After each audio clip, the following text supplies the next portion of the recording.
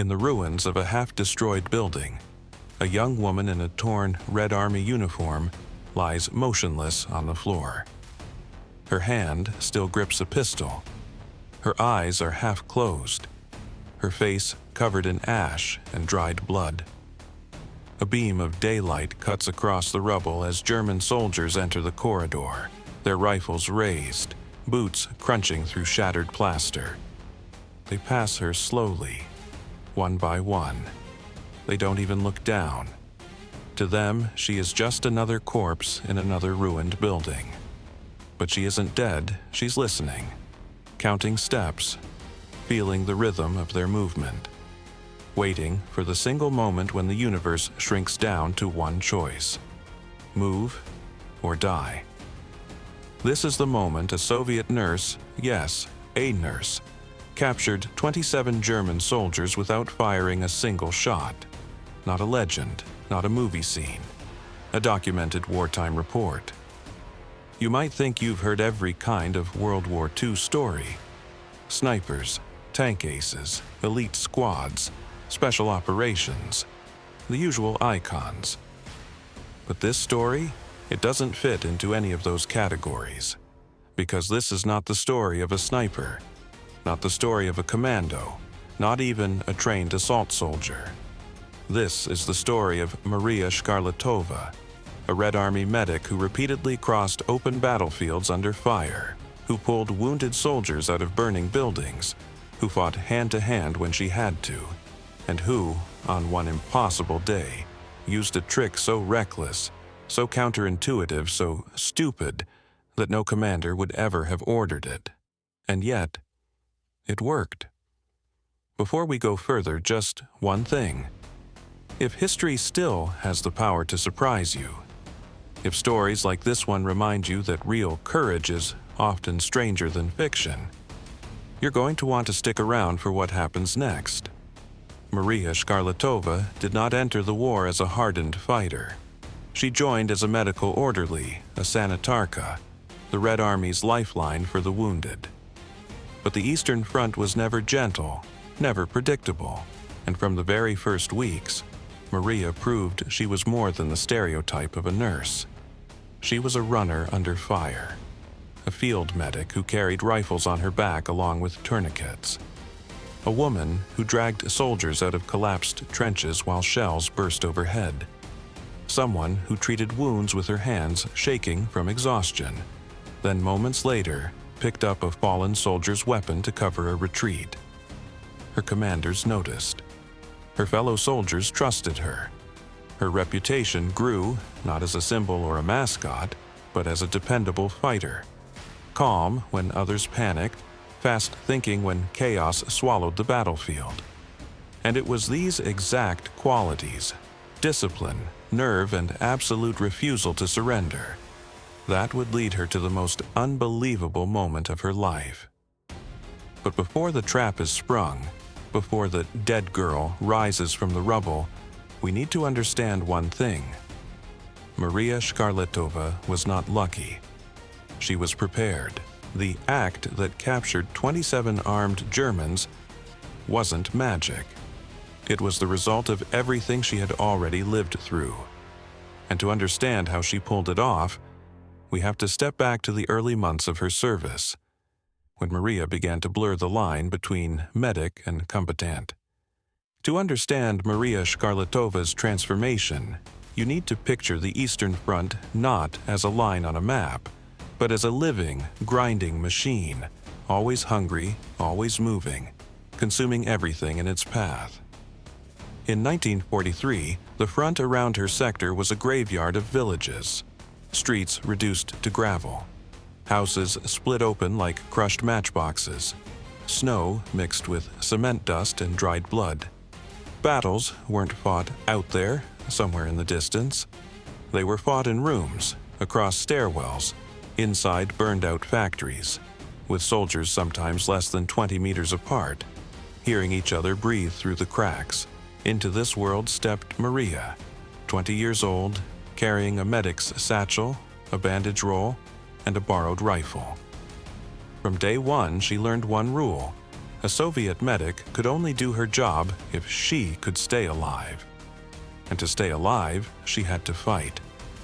During one of the early attacks, Maria's unit came under mortar fire while crossing an open field. The snow erupted around them in white pillars. Men dropped in seconds. Maria didn't freeze. She sprinted, not away from the blasts, but toward the fallen. She dragged one soldier by his collar to a shallow ditch, another by his belt, and when enemy fire moved closer, she shielded a wounded man with her own body while packing his wounds. Narrator. This was the first time her comrades would later say, "Shkarletova doesn't panic. Shkarletova doesn't hesitate." This reputation was not romantic. It was born in mud and fire. The front had a way of ignoring job descriptions. Maria treated the wounded, yes, but she also fired back when she had to. She learned to reload her pistol in the dark, to keep her ears tuned for the distinct snap of incoming rifle fire, to distinguish the sound of German boots on wood floors versus Soviet ones. There were moments where she would drop her medical kit to pick up a fallen comrade's submachine gun. Moments where her quick reaction saved not just one man, but the entire group. Her commanders noticed and quietly adjusted her role. She became the unofficial dual specialist, medic first, shooter second, but reliable in both. This combination, compassion and precision, is what made her so effective. And someday it would make her terrifying. Fear never disappears on the battlefield. But Maria learned something most soldiers take months or years to grasp. Fear is manageable when you already know your job. And by the winter of 1943-44, she did. She knew how to move silently through ruined buildings, how to read German unit behavior, how to anticipate when an attack was a bluff and when it was real. She also learned something else. Dead bodies are invisible. Soldiers learn to ignore them, to step over them, to erase them from their mental map. This one detail, this psychological blind spot, would later become her greatest weapon. By the time the battle that made her famous began, Maria Shkarletova was far from the inexperienced girl who had joined the army. She was hardened, tested, trusted. And on the morning when her platoon advanced into a cluster of ruined buildings, when the Germans counterattacked, when the street filled with smoke and shattered brick, Maria was exactly where she needed to be for fate to make its move. In the chaos of the firefight, her unit became separated. A blast knocked her off her feet. Dust filled the hallway. She crawled into the nearest cover, a jagged corner of a collapsed building, and through the ringing in her ears, she heard footsteps, German voices getting louder. Then she realized something chilling. She was alone, they were coming, and she had almost no ammunition. The choice that followed would become the most daring decision of her life. But that comes in the next section, where every second matters. Maria Shkarletova pressed her back against a crumbling wall. The air was thick with smoke. Dust scratched at her throat with every breath. Her ears still rang from the explosion that had thrown her across the hallway just moments earlier. She tried to call out to her unit. Nothing. Only echoes. Only enemy voices in the distance. She reached down, checking her side. Her medical kit was intact but hanging open, half its contents scattered across the floor. Her pistol? Loaded, barely, 2, maybe 3 rounds left. And then she heard it. Footsteps, rhythmic, organized, approaching. German boots. But not 1 or 2 soldiers. A group, a patrol, no, too many voices. A sweeper unit moving to clear the building. Exactly the kind of force that didn't take prisoners and didn't hesitate. She pushed her body lower into the rubble and peered through a gap in the wall. Silhouettes moved in the smoke. Rifles, helmets, equipment packs. They were coming closer. Maria's heartbeat quickened, but her thoughts remained sharp. Years of battlefield experience compressed the moment into a set of cold calculations. She was alone. They outnumbered her massively. She had no firing advantage. Escape was impossible. They blocked the only exit. A normal soldier might attempt to hide deeper in the rubble, or try to crawl out a window, or fire desperately and die within seconds. But Maria saw something the others couldn't see. The corridor was littered with debris. Bodies, Soviet and German, from earlier fighting. The dead were everywhere. And soldiers. Soldiers stopped seeing bodies after a while. She understood this better than almost anyone. She had stepped over hundreds while dragging the wounded to safety. She had watched German patrols move past corpses without even glancing down. War teaches you to ignore death. And Maria saw an opportunity in that blind spot. A moment of clarity struck her with the force of instinct. If they don't see the dead, they won't see me if I'm one of them. It was insane, reckless, a suicidal gamble with almost no margin. And yet, it was the only strategy with a chance greater than zero. Maria wiped dust from her face, smeared blood from her own wound across her cheek to make it look worse. She forced her breathing to slow, shallow, silent, unnoticeable.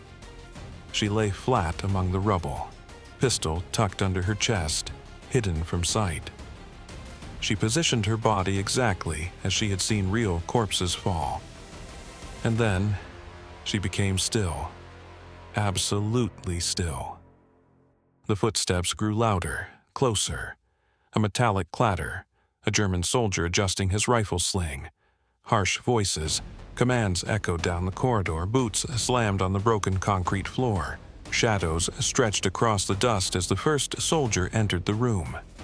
Maria's pulse hammered in her ears, but her body remained frozen. A boot stepped inches from her hand. She kept her eyes half-lidded, unfocused, empty. Another pair of boots, then another. A dozen men moving through the room, rifles sweeping left and right, but never downward. Her mind cataloged every sound. 1, 2, 5, 8, 12 soldiers, probably more behind them. Each footstep was a countdown. Each breath was a risk. She smelled their sweat, heard their gears shift with every motion. If even one man nudged her with his boot, looked down, or noticed the tension in her muscles, it would be over. But they didn't. Because war had taught them the same thing it had taught her. Dead is invisible. As the last man passed, something changed. The marching rhythm stopped. Voices carried down the corridor. The men were clustering in the next room, adjusting their formation. For one heartbeat, Maria realized something terrifying. If they stayed in the building too long, someone would notice her. She had timed her deception perfectly, but she had only seconds left before the illusion collapsed. She shifted her hand, millimeters, to grip her pistol more securely. She prepared to rise. Not yet, not yet. She waited for the perfect moment, that tiny sliver when the patrol would be vulnerable, caught between motion and formation, between order and confusion. That moment was approaching fast, and when it arrived, the trap would spring. Maria Shkarletova lay still, face pressed against freezing concrete, feeling the vibration of every boot print through the floor. Her body ached, her side burned, but her mind was a blade, sharp, focused. The German soldiers had moved past her. They were now regrouping in the next room of the ruined building, adjusting their formation, preparing to sweep the rest of the structure. She could hear everything. A canteen being clipped, a rifle magazine checked, a quiet cough, a muttered curse about the cold. They thought they were alone. They thought everyone in this hallway was dead. They were wrong, and Maria knew if she waited too long she would die quietly with no chance. If she moved too soon, she would die loudly with no glory. So she waited for the small, perfect crevice in time. The moment when the men were close enough to startle, but not yet in position to react. When their attention was forward, not behind. That moment came with the sound of a single shouted German order. "Wider, move forward." The squad began to shift. Their backs turned, and Maria moved. It wasn't dramatic, it wasn't cinematic, it wasn't slow, it was explosive. Maria pushed herself up from the rubble in one violent, fluid motion, dirt spraying from her uniform. Her hand flashed to her pistol, drawing it from beneath her body. Her voice, hoarse, raw, commanding, tore through the corridor. "Hände hoch, hands up, do not move." The command hit the soldiers like a shock wave. They whirled around and froze. Before them stood not a corpse, but a soldier they had stepped over, ignored, forgotten. Her pistol was raised, aimed directly at the nearest man's head. In their minds, one impossible question slammed into place. If she wasn't alone, where was the rest of her unit? Soldiers are trained for ambushes. They are trained to expect hidden shooters, snipers, traps, but they are not trained for the dead to rise and shout orders. The psychological effect was immediate. Several soldiers stumbled backwards. A few shouted warnings, but none fired, because firing meant triggering a potential crossfire, an unseen Soviet squad, an attack from behind, and Maria, fully aware of this, strengthened the illusion. She stepped forward with absolute confidence and screamed, "Drop your weapons now! You are completely surrounded." Her voice echoed through the ruins. Her stance was unwavering. Her eyes locked onto the nearest German like she was daring him to twitch. The men hesitated. Their training clashed with their instincts, and instincts won. One soldier lowered his rifle. Another followed. Then 3 more. The clatter of metal hitting rubble filled the hallway. In less than 15 seconds, one Soviet medic held half a platoon at gunpoint. Now came the most dangerous phase. If even one German soldier realized she was alone, it was over. Maria backed toward the exit, waving her pistol, shouting commands with the authority of a sergeant. "Move, in a line, hands above your heads, nicht reden, don't speak." She forced them to face away from her, preventing them from seeing how few bullets she actually had. She kept her pistol steady even though her hand trembled with fatigue. Every step was a gamble. Every second was a razor's edge. The German soldiers complied, shuffling forward with their hands raised. Confusion had overpowered logic, and the illusion held. Slowly, step by step, Maria marched them out of the ruined building. 27 soldiers, each fully armed, each capable of ending her life instantly, yet none resisted. Because they all believed the same thing. She was the vanguard of a larger Soviet detachment. She was not alone. Maria's heartbeat hammered violently, but her voice remained steady. She moved them across the street toward the nearest Soviet position. Her boots slipped on loose bricks. She nearly stumbled, but she recovered. She forced her body to appear strong, dominant, unbreakable. A single misstep, a single flicker of weakness, and the spell could shatter. But it didn't. Not once. When they approached Soviet lines, the stunned Red Army soldiers could not comprehend what they were seeing. A lone medic, her uniform torn, her face smeared with soot, marching 27 German soldiers like cattle. One Soviet private later said, "At first, I thought she was escorting one prisoner. Then I realized she wasn't behind the formation, she was leading it." When the Soviet troops surrounded the Germans, disarmed them, and secured the area, Maria finally let her arm drop. Only then did she allow the adrenaline to drain from her body. Her pistol fell from her hand. She nearly collapsed. One of her comrades rushed forward. "Maria, how many were with you?" She smiled weakly. "Just me." The soldiers stared at her in disbelief. Some laughed, some cursed in shock. Others simply shook their heads, unable to grasp the insanity of what they had just witnessed. But the numbers were undeniable. One Soviet medic captured 27 armed enemy soldiers without firing a single shot. It wasn't luck, it wasn't a miracle, it was psychology. Soldiers ignore corpses. Surprise is exponentially more powerful than numbers. Confusion can override training. A confident voice can sound like an entire army. Maria understood these truths intuitively, because she had lived through enough battles to see patterns others missed. She used the enemy's assumptions against them. She weaponized their blindness, and she did so with absolute courage. This was the moment that turned her into legend. This was the event that earned her fame across the Red Army. And this was the centerpiece of her story, the stupid trick that should have killed her, but instead captured nearly 30 men. When the 27 German soldiers were finally secured and marched deeper behind Soviet lines, Maria let out a slow, shaking breath. Her arm throbbed from keeping the pistol raised so long. Her legs felt like wet sand. Her heartbeat was still racing from the impossible bluff she'd just pulled off. A Soviet lieutenant approached, his expression shifting from suspicion to confusion, to awe. "Comrade Shkarletova," he said slowly, "where's the rest of your group?"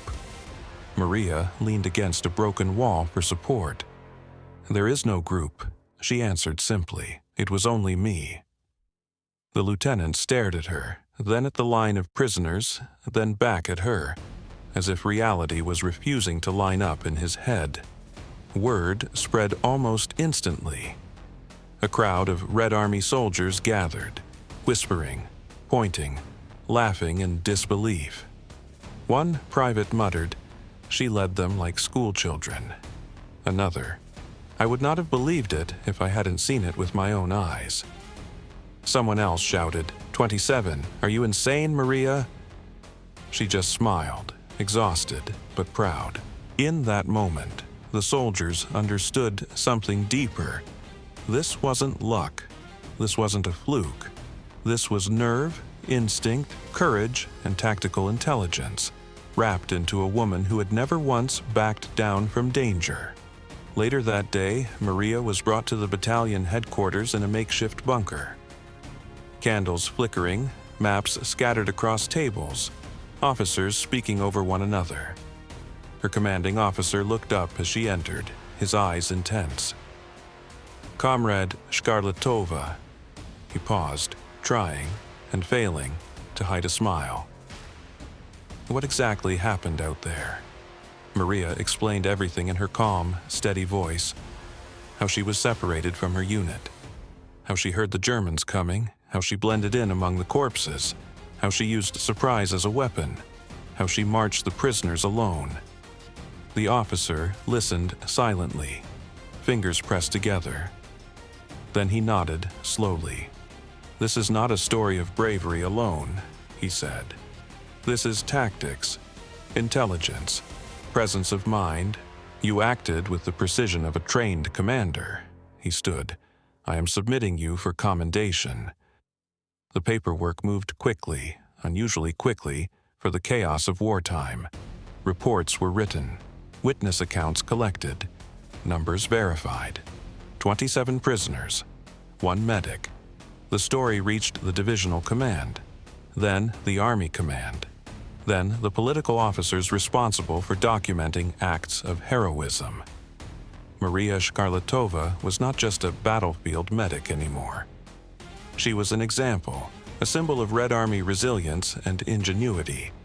Not long after, she received one of the highest honors, the title Hero of the Soviet Union.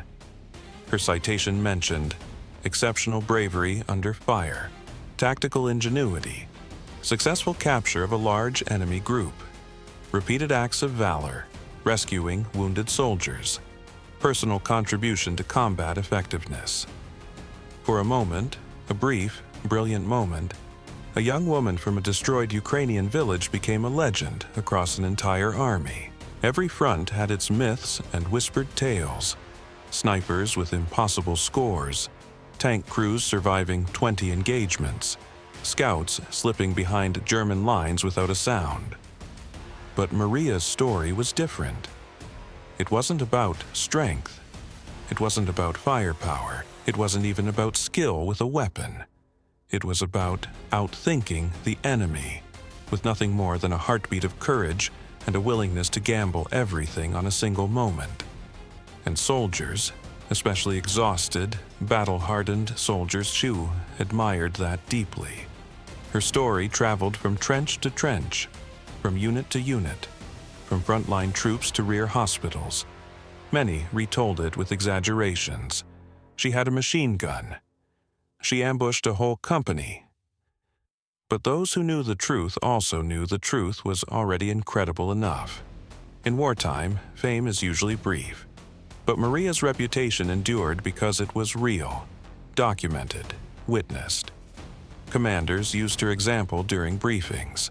Political instructors mentioned her in talks. Fellow soldiers would joke, "If Shkarletova is nearby, don't bother taking prisoners. She'll bring them all herself." Maria accepted the jokes, the praise, the disbelief with humility. She didn't see herself as a hero, just a soldier who refused to die when she was supposed to. But history remembered her differently. This episode cemented her place among the icons of wartime courage, not because she won a battle, but because she won a moment. And sometimes, a single moment changes everything. When people hear the story of Maria Shkarletova capturing 27 armed German soldiers with a pistol and a gamble, they react the same way. How is this even possible? Why didn't they just shoot her? How can trained soldiers be fooled like that? To answer that, we need to look at 4 powerful forces that shaped this event. Forces every soldier on that battlefield faced daily. Human psychology under shock. Battlefield conditioning, the nature of the Eastern Front. Maria's unique skill set. Let's break it down. This is harsh, but true. After weeks of fighting, soldiers instinctively tune out corpses in their environment. The brain simply stops registering them. Otherwise, the constant exposure would overwhelm the mind. This is called combat desensitization. On the Eastern Front, where losses were staggering and battles left streets filled with bodies, a figure lying motionless was just part of the background. Maria exploited this phenomenon with absolute precision. She didn't hide, she didn't run, she didn't fight. She became invisible by playing into what the enemy expected to see. Surprise is the most underrated force in warfare. A small unit can overwhelm a larger one if the attack is sudden, loud, and unexpected. Maria's rise from the dead wasn't just surprising, it was psychologically destabilizing. Imagine stepping over a corpse, and seconds later, that corpse is standing, weapon raised, screaming commands in a language you half recognize. Your brain doesn't process it logically, it processes it emotionally. And emotion leads to hesitation, the most dangerous thing in combat. Maria depended on that hesitation, and she got it. A key detail often overlooked. German soldiers were highly trained to follow formation and command. When Maria shouted her order, she sounded authoritative enough, loud, aggressive, certain. Her timing was perfect. They were in mid-movement, between orders, not locked in combat stance. The unit did what trained units do when confused. They froze and waited for clarity. Freezing bought her seconds. Seconds became control. Control became surrender. This is the single most important factor in the entire event. No soldier, no matter how disciplined, wants to fire a weapon if there's even a small chance of a crossfire. Maria positioned herself as the tip of an unseen spear. Her posture, her voice, her confidence, all suggested she had backup. The Germans believed there must be a squad behind her. She must have reinforcements nearby. Shooting would trigger an ambush. The idea of one medic alone simply never entered their minds.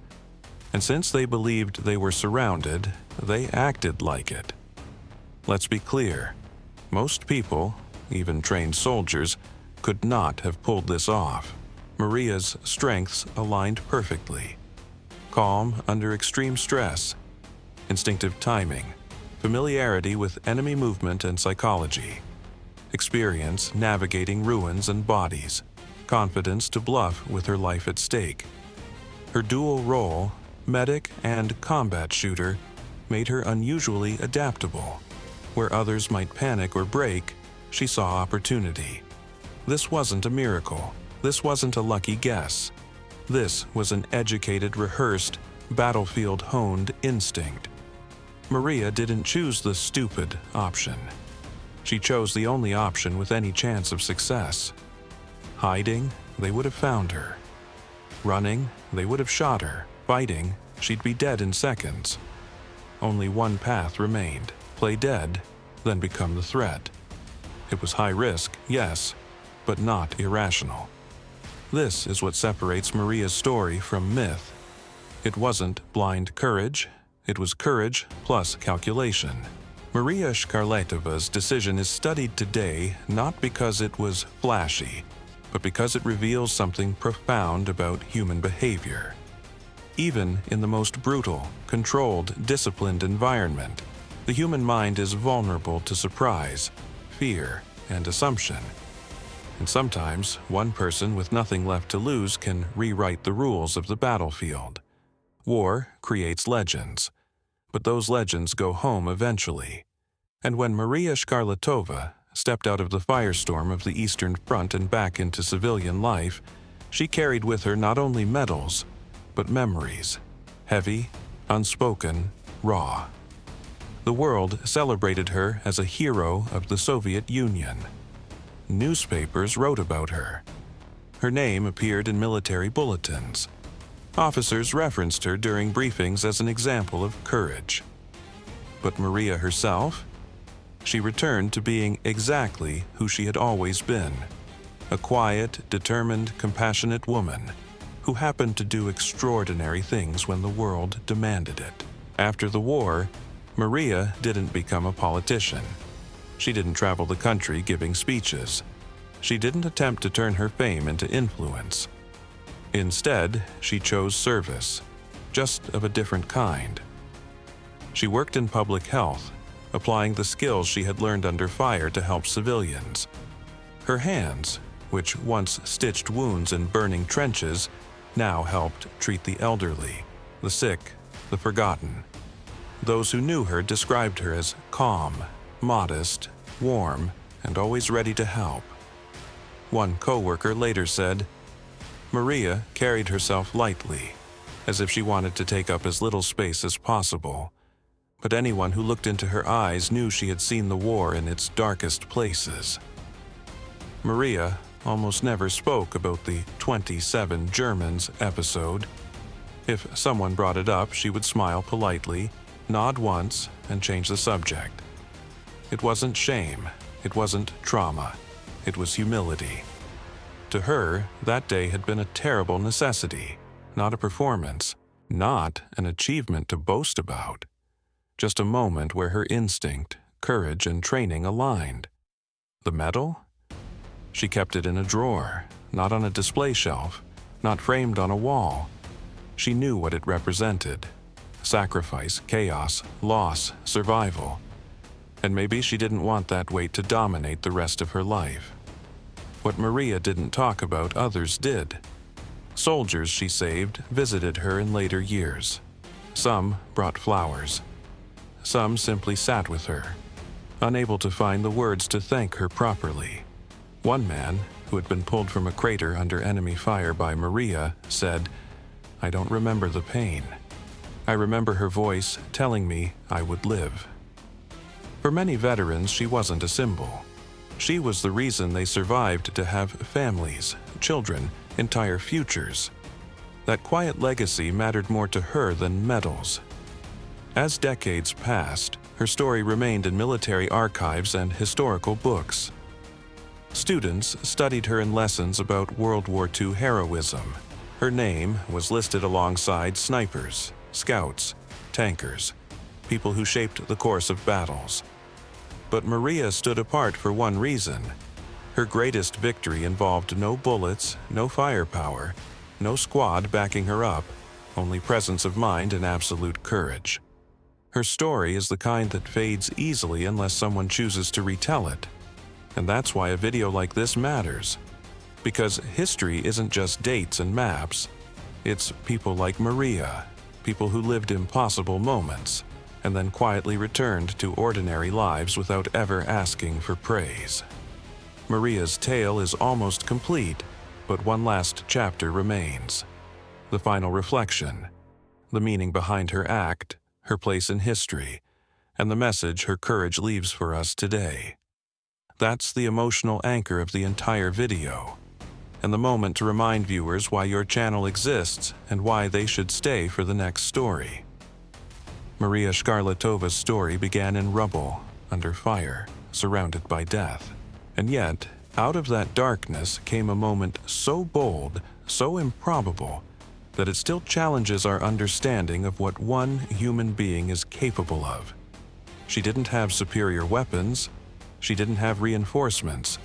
She didn't have a commander shouting orders behind her. She had only her courage, her voice, her instinct, and an unbreakable will to live. 27 enemy soldiers surrendered not to an army, not to a squad, but to one woman who refused to die. And when the war ended, she didn't seek the spotlight. She returned to a modest life, quietly carrying the weight of memories that most people could never imagine. But heroes like Maria aren't meant to be forgotten.